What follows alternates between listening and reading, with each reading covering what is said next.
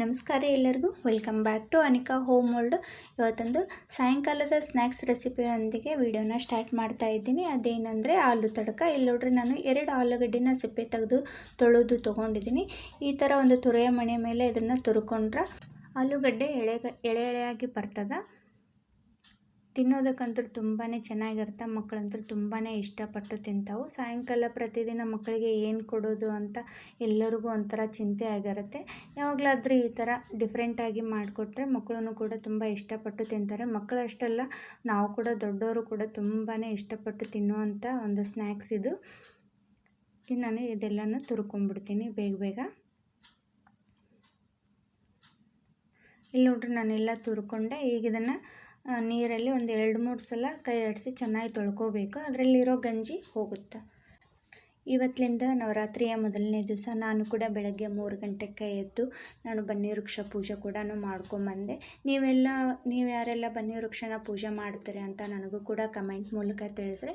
ಇಲ್ಲಿ ನೋಡ್ರಿ ನಾನು ಒಂದು 3 ಸಲ ಚೆನ್ನಾಗಿ ತೊಳೆದೆ. ಗಂಜೆಲ್ಲ ಬಿಟ್ಕೊಂತು ಈ ಥರ ಬಿಡಿಯಾಗಿ ಆಗ್ತಾವೆ. ಈಗ ಇದನ್ನು ಒಂದು ಕಾಟನ್ ಬಟ್ಟೆ ಮೇಲೆ ಬಿಡಿಯಾಗಿ ಆರಕ್ಕಿದ್ರೆ ಇವು ಒಂದು 5 ನಿಮಿಷ ಸಾಕು. ನೀರು ಅಬ್ಸರ್ವ್ ಮಾಡ್ಕೊಂಡ್ರೆ ನಮಗಿಲ್ಲಿ ತಡಕ ಕರಿಯೋದಕ್ಕೆ ರೆಡಿ ಆಗ್ತಾವೆ. ಇಲ್ಲಿ ನೋಡ್ರಿ ನಾನು ಹಾಕಕತ್ತೀನಲ್ಲ ಹಂಗೆ ತೆಳ್ಳಗೆ ಹಾಕ್ಕೊಂಡ್ಬಿಟ್ರೆ ನೀರೆಲ್ಲ ಅಬ್ಸರ್ವ್ ಮಾಡ್ಕೊಳ್ಳುತ್ತೆ ಬಟ್ಟೆ. ಈಗ ಒಂದು 5 ನಿಮಿಷ ಆಯ್ತು. ನೀರಿನ ಅಂಶ ಎಲ್ಲ ಹೋಗೈತಿ. ಈಗ ಇವು ಕರಿಯೋಕೆ ರೆಡಿ ಆಗ್ಯಾವು. ನಾನು ಒಂದು ಬೌಲಲ್ಲಿ ತೊಗೊಂಡ್ಬಿಡ್ತೀನಿ.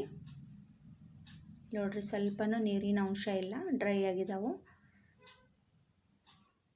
ಈಗ ಇವ್ನ ಕರಿಯೋದಕ್ಕೆ ನಾನು ಒಲೆ ಮೇಲೆ ಒಂದು ಬಾಣಲಿ ಇಟ್ಟು ಅದಕ್ಕೆ ಸ್ವಲ್ಪ ಎಣ್ಣೆನ ಹಾಕೋತಾ ಇದ್ದೀನಿ. ಎಣ್ಣೆ ಕರಿಯೋದಕ್ಕೇನು ಭಾಳ ಹಿಡಿಯಂಗಿಲ್ಲ, ಇದು ಸ್ವಲ್ಪ ಆದರೆ ಸಾಕು.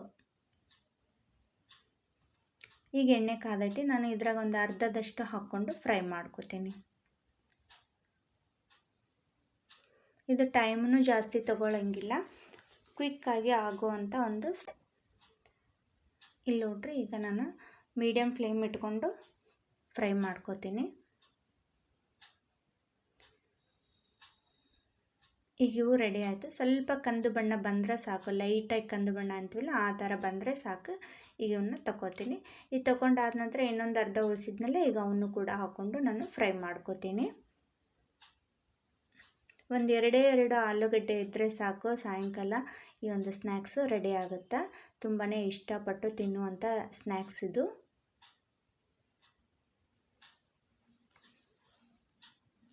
ಈಗ ಕರಿಯೋದೆಲ್ಲ ಆಯಿತು ನಂದು. ಇಲ್ಲಿ ನೋಡ್ರಿ ಈಗಲೇ ನಾನು ಇದಕ್ಕೆ ಒಂದು ರುಚಿ ತಕ್ಕಷ್ಟು ಸ್ವಲ್ಪ ಉಪ್ಪು ಹಾಕೋತಾ ಇದ್ದೇನೆ. ಒಂದು ಅರ್ಧ ಟೇಬಲ್ ಸ್ಪೂನಷ್ಟು ಅಚ್ಚ ಖಾರದ ಪುಡಿನ ಹಾಕೋತಾ ಇದ್ದೀನಿ. ನೀವು ಬೇಕಾದರೆ ಸ್ವಲ್ಪ ಚಾಟ್ ಮಸಾಲ ಕೂಡ ಹಾಕ್ಕೋಬೋದು.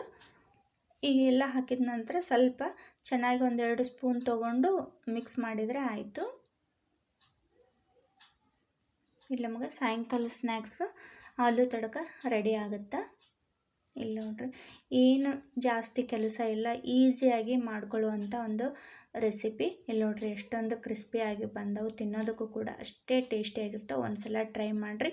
ಇವತ್ತಿನ ವಿಡಿಯೋ ನಿಮ್ಮೆಲ್ಲರಿಗೂ ಇಷ್ಟ ಆಯಿತು ಅಂತ ತಿಳ್ಕೊಂಡಿದ್ದೀನಿ. ಇಷ್ಟ ಆಯ್ತು ಅಂದ್ರೆ ಲೈಕ್ ಮಾಡಿರಿ, ಶೇರ್ ಮಾಡಿರಿ, ಸಬ್ಸ್ಕ್ರೈಬ್ ಮಾಡಿರಿ. ನಮಸ್ಕಾರ.